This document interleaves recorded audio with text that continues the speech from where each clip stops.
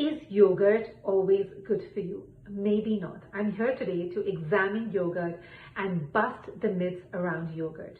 So a lot of people believe that yogurt is cooling and it's good for the gut. Let's examine both of those facts.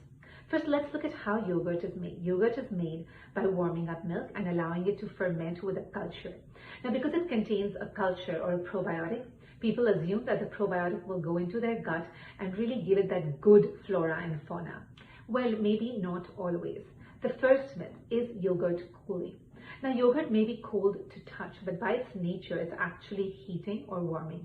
Why is that so, right? Because if you put a culture into something and you allow it to ferment, which is essentially how yogurt is made, every time something ferments, it carries an inherent heat. Fermentation is only possible due to that inherent heat. Because yogurt is often cold in temperature, people assume that yogurt is cooling, but it's quite the opposite. Now, the second thing, is it really good for the gut?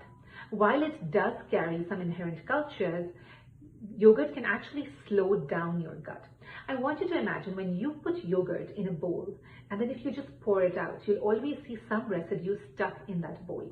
In Ayurveda, yogurt is called it's called abhishandi or slimy. The nature of an abhishandi food is that it goes into your channels and it clogs your channels. So yogurt cannot move very freely in your system. It will go and clog your channels. And because it's hot and fermenting by its own nature, it will keep fermenting in your channels and really slow things down. That's why if you have loose motions or diarrhea, yogurt is often given because it really slows down your system. So how do you consume your yogurt? A good way to consume your yogurt is to churn it into buttermilk. When you churn it into buttermilk, the molecular structure of the yogurt changes, now making it much more easier to pass through your system. It can still be a little warming, but the buttermilk contains water, contains cumin seeds.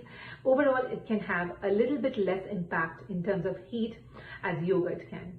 Also, if your ancestors, if you've eaten yogurt since the start of time, chances are your body has adapted to yogurt, so you may continue to eat a little bit of yogurt on a regular basis.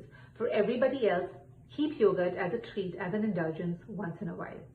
By adding a little bit of sugar or by adding a little bit of amla powder, you can mitigate the ill effects of yogurt.